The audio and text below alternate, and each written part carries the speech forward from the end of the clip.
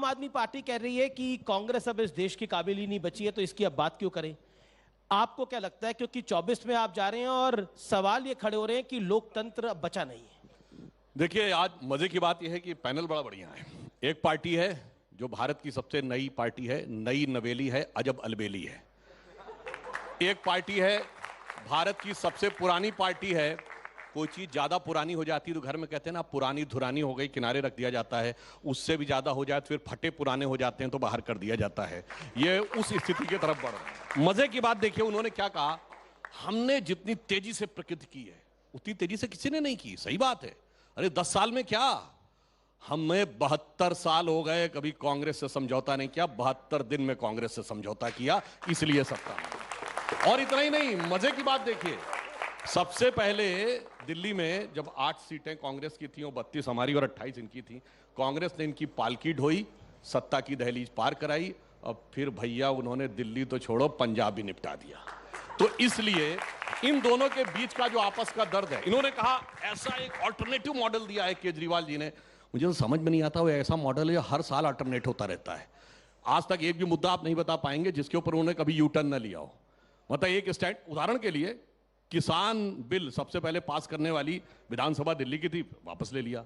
शराब की policy stand लिया, वापस ले लिया। खैर वो लोकपाल वगैरह टोपी ओपी तो नहीं है, वो तो अलग बात है। इनके साथ क्या है, इनकी दूसरी प्रॉब्लम है। इनके साथ तो वो स्थिति, इनके मॉडल के लिए क्या कहें, वो मुझे 80 के दशक का, 90 के दशक का अपना बचपन का गाना याद आता है, मुझे तो ये लड़का दीवाना लगता है, गाड़ी का कोई मॉडल पुराना लगता है। ये उस मॉडल को चलाने में ही लगे हुए हैं। Now coming to the substantive and serious aspect, the problem is कि दोनों ही, जैसे अभी सुप्रिया जी ने एक अच्छी बात कही कि किसी भी मुद्दे के ऊपर आपकी पोजीशनिंग क्या है, ये आपकी आइडियोलॉजी तय होती। इसलिए मैं पूरी गंभीरता से कह सकता हूं कि 72 सालों में आज तक अपने किसी आइडियोलॉजिकल मुद्दे पे हमने कोई स्टैंड चेंज नहीं किया है। 72 साल से इन लोगों का एक स्टैंड बताइए जो चेंज ना किया हो पिछले 72 ईयर्स में इनसे। और 10 साल के अंदर तो इन्होंने जितना चेंज किया है, इनका तो चाल चिंतन, चेहरा चरित्र जितना बदला 10 साल में, वो तो भारत की राजनीति में अद्भुत है। इसलिए क्रेडिबिलिटी हमारे पक्ष में है, इसलिए जनता क्रेडिबिलिटी आप कहते हैं आपके पास, इसीलिए Modi ji crisis of credibility के प्रतीक ये लोग हैं और क्रेडिबिलिटी के प्रतीक मोदी जी। लेकिन उसी क्रेडिबिलिटी पे डेंट करने की कांग्रेस और लगातार प्रयास कर रही है। राघव चड्ढा जवाब दे देते हैं। जी सुधांशु आप जी थोड़ा जल्दबाजी में नहीं है, यानी आपसे मेरा संदर्भ है कि आम आदमी पार्टी थोड़ा जल्दबाजी में नहीं है, उनको लग रहा है कि शायद मोदी को वही टक्कर अब दे सकते हैं। 2-3 चीजें हैं। पहले तो सुधांशु जी ने कहा कि इकलौती ऐसी पार्टी है भारतीय जनता पार्टी जिसने 72 साल में किसी चीज पे समझौता नहीं किया। यही वो पार्टी है जो कहा करती थी कि पीडीपी अलगावादियों की पार्टी है, आइडियोलॉजिकल मुद्दे पे स्टैंड नहीं चेंज। सुन लीजिए, कोई नहीं, मैं जवाब दूंगा ना, मैं आपकी तरफ से भी बोलूंगा, सुनिए मेरी बात। ये वही पार्टी है जो कहा करती थी कि पीडीपी जम्मू कश्मीर की पार्टी, अलगावादियों की पार्टी, आतंकवादी वो पार्टी चलाते हैं। जब बहुमत के आंकड़े से कम आई तो गठबंधन की सरकार पीडीपी के साथ चलाने वाली पार्टी भारतीय जनता पार्टी है। सुन लीजिए, आप बहुत बड़े पत्रकार हैं, आपने कई सरकारें इस देश की देखी। अल्पमत की सरकार और गठबंधन की सरकार में जमीन आसमान का फर्क होता है। हमें 28 सीटें जरूर मिली थी 2013 में, कांग्रेस ने हम उपराज्यपाल को समर्थन पत्र दे दिया। हमने माइनॉरिटी गवर्नमेंट चलाई थी, अल्पमत की सरकार चलाई थी, उसूलों पे सरकार से इस्तीफा दिया। इन्होंने अलगावादियों को गाली दे देकर अलगावादियों के साथ गठबंधन की सरकार चलाई। यह है भारतीय जनता पार्टी के राष्ट्रवाद का चेहरा, पहला जी। दूसरा, ये लोग हर चुनाव में और हर चीज में पाकिस्तान को घसीट के ले आते हैं। जब पठानकोट एयरबेस पे हमला हुआ था तो पाकिस्तान की आईएसआई को बुलाकर जांच करवाने का काम भारतीय जनता पार्टी ने किया था। यह है बीजेपी के राष्ट्रवाद का और उनके समझौते का चेहरा। दूसरी चीज, हम एक छोटी पार्टी है अमीश भाई, हमें कोई देश की सत्ता पे काबिज होना, देश में हुकूमत करने के ऐसे कोई सपने नहीं है। लेकिन आज एक छोटी सी पार्टी, 10 साल पुरानी पार्टी की चर्चा इतने बड़े मंच पर हो रही है। कांग्रेस भी हमें गाली देती है, बीजेपी की टीम भी कहती है, बीजेपी हमें गाली देती है, कांग्रेस की टीम भी कहती है। ना हम इनकी टीम भी है ना इनकी टीम भी है, हम जनता की ए टीम है। जनता हमें प्यार करती है, जनता हमें आंखों पे बिठा के चलती है। दूसरी चीज, मेरी बात बस खत्म होने वाली है। सुप्रिया जी ने कहा कि हम भारतीय जनता पार्टी की मदद करने हर चुनाव में आ जाते हैं। इनका शायद इशारा राहुल गांधी जी ने भी बात रखी थी, गुजरात की ओर था कि गुजरात में आम आदमी पार्टी इलेक्शन लड़ने गई और वोट बढ़ गया विपक्ष का, बीजेपी को फायदा हो गया।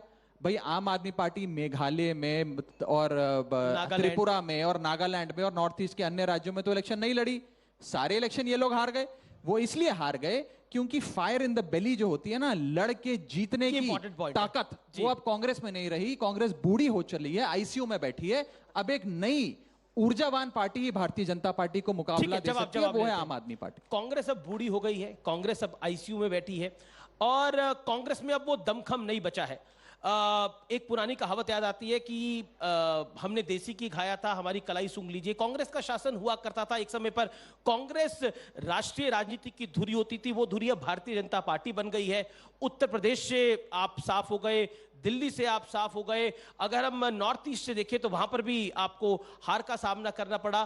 क्या आपको लगता है कि कांग्रेस पार्टी एक भरोसा विपक्षी दलों के बीच में भी नहीं जमा पा रही है कि हमारी स्थिति है भारतीय जनता पार्टी से लड़ने की, जबकि नंबर 2 पे एमपीज भी कांग्रेस पार्टी के हैं देश भर में? दो लोगों का राष्ट्र के नाम संदेश लोगों ने भी सुना, आपने भी सुना, मैंने भी सुना। मैं आशा करती हूं मुझे भी उतना ही वक्त दिया जाएगा। मैं पहले 2-4 चीजें ऑन द टेबल रख दे, क्योंकि मुद्दों पर बात करनी चाहिए, इधर उधर की बात मत करिए। सेशन चल रहा है, राज्यसभा और लोकसभा क्यों नहीं चल पा रही आपको पता है? विपक्ष खड़ा होकर विरोध नहीं कर रहा है, विपक्ष वेल में नहीं जा रहा है, विपक्ष हाय तौबा करके नारे नहीं लगा रहा है। हिंदुस्तान की राजनीति में पहली बार आजाद हिंदुस्तान में 75 साल में सत्ता पक्ष नारेबाजी लगाकर सदन नहीं चलने दे रहा। और क्यों नहीं चलने दे रहा है? सदन चलेगा तो अडानी पर जवाब देना पड़ेगा, जेपीसी गठित करनी पड़ेगी। क्या करो? सदन मत चलने दो। ठीक है, राहुल गांधी जी ने कहा आप लोगों को बड़ी आपत्ति थी मेरे बयान पर, मुझे लोकसभा में बोलने का मौका दिया जाए। आपको राहुल गांधी जी के लोकसभा में बोलने में दिक्कत क्या है? आप राहुल गांधी जी को भी मत बुलवाइए। एक व्यक्ति है, वो आपका परम मित्र है, तमामों साक्ष्य है कि वो आपसे बहुत क्लोज है, उसके खिलाफ तमाम ऐसे आक्षेप हैं जिस पर ED, CBI, income tax, MCA, SFIO, RBI, SEBI, IRDA, तमाम एजेंसी टूट पड़ सकती हैं। एक एजेंसी चू नहीं कर रही है क्योंकि संयम है कोतवाल, तो डर काहे का? मोदी जी के परम मित्र हैं तो अडानी जी पर कोई एजेंसी काम नहीं करेगी। आप घबराइए मत, मैं तो अडानी जी पर बात कर रही हूं। आगे सुनिए, आप जेपीसी गठित नहीं करेंगे। एक नया आजकल एक्सक्यूज आया है, सुप्रीम कोर्ट कमेटी। इस जनता के लिए, आपके व्यूअर्स के लिए, आपके ऑडियंस के लिए रिमाइंड कराना जरूरी है, सुप्रीम कोर्ट की जो कमेटी है वो रिव्यू ऑफ रेगुलेटरी फ्रेमवर्क करेगी।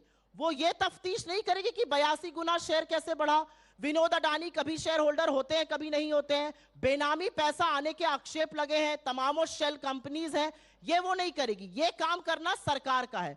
कभी मोदी जी अडानी के पीछे छुपेंगे, कभी अडानी मोदी के पीछे। एक मिनट सुन लीजिए, मेरा सवाल है, मेरा सवाल आप ही से सवाल, आप ही से सवाल नहीं बोला ना, आपने 2.5 मिनट बोला, इसलिए आप ही से सवाल, आप ही से सवाल है। आपने तय कर लिया, आप ही करिएगा, आपने तय कर लिया कि 24 सवाल का जवाब तो देना पड़ेगा ना। आपने 3.5 मिनट सुना, मेरी भी 50 सेकंड बात सुनिए, 30 सेकंड में ऑलरेडी 3 मिनट आपने बोल लिया, फिर मैं एक आपको बात छोटी सी बता दूं। जी। एक मित्र मंत्रिमंडल पर इतना भारी है कि बड़े बड़े सांसद, मंत्री बेचारे ट्रोल बनने को खड़े हैं कि अडानी जी को बचाना है, बस यही बहाना है और कोई नहीं बहाना है। इस सरकार के सामने यह दुविधा है कि पार्लियामेंट में अगर बहस होने देंगे तो जेपीसी की मांग होगी और बकिया उधरेगी। जी। सवाल मेरा 30 सेकंड में सवाल का जवाब दीजिएगा। आपने तय कर लिया कि 24 का चुनाव अब आप अडानी पर लड़ने के लिए जा रही हैं। रफेल पर आप 2019 का चुनाव लड़ी, आपने चौकीदार चोर है बोला, लेकिन वो जनता के बीच पे गया तो उसका हश्र क्या हुआ हम सबने देखा। तो ये मुद्दा है आपका 2024 के लिए। 2024 के लिए मुद्दे तो इतने अच्छे हैं कि उसके कुछ आपको एग्जाम्पल दे देती हूं। हम कहेंगे महंगाई पर बात कर लो, क्या बोलेंगे? मैं लहसुन प्याज नहीं खाती। हम कहेंगे बेरोजगारी पर बात कर लो, पकौड़ा तल लो। हम कहेंगे चीन पर चर्चा करो, कोई घुसा हुआ नहीं है, लाल आंखें नहीं, लाल शर्ट पहन के जी हजूरी होने लगती है। हम कहेंगे अडानी पर बात करो तो आप ईडी सीबीआई भेजिएगा। आप एक सवाल का मुझे जवाब दीजिए, आप तो बड़े अच्छे पत्रकार हैं, आपका इकोनॉमिक बैकग्राउंड भी है। अगर ये 2014 से पहले कोई भी कॉर्पोरेट घराना ऐसे आक्षेपों से और प्रधानमंत्री के बीच उनके संबंधों से घिरा होता तो आप 50 शो करते, 50 एजेंसियां लगती उसके पीछे। एक मिनट, अभी भी हमने उतने ही शो करे हैं जितने करने चाहिए थे, लेकिन सब्सटैंशियल होना चाहिए। अब रामलिंगा राजू में सत्यम का घोटाला हुआ था तो हम सबने देखा था क्या मामला सामने आया था। आपने सवाल पूछा, अब लगातार आप 5 मिनट से बोल रही है। जी मेरे 10 सेकंड में बात करके खत्म करूं। मेरा अपना मानना यह है कि इस देश के मुद्दे हैं महंगाई, बेरोजगारी, आर्थिक असमानता, महिलाओं की सुरक्षा, राष्ट्रीय सुरक्षा। चीन आपके घर में घुसकर बैठा, आप लाल शर्ट पहन के जी हजूरी कर रहे हैं शी जिनपिंग की। क्या बात करते हैं आप लोग? आप कह रहे हैं भारत जी हजूरी कर रहा है। आपने कहा 20 जाबाजों की शहादत हुई। मैं आपसे पूछती हूं उसका क्या बदला लिया भारत में? चीन को अपना सबसे बड़ा ट्रेडिंग पार्टनर बनाया और $100 बिलियन का ट्रेड डेफिसिट किया। देखा है किसी सुर्खियों तवांग में इसको? हम भारत ने जो करा सबने देखा, वो शौर्य। $100 बिलियन का ट्रेड डेफिसिट बढ़ाना शौर्य था। अनुमति है। सुधांशु जी। देखिए बड़ी हंसी दोनों की का बात हम अमीश जी कर दोनों का रहे हैं। क्रमवार उत्तर देते हैं। पहली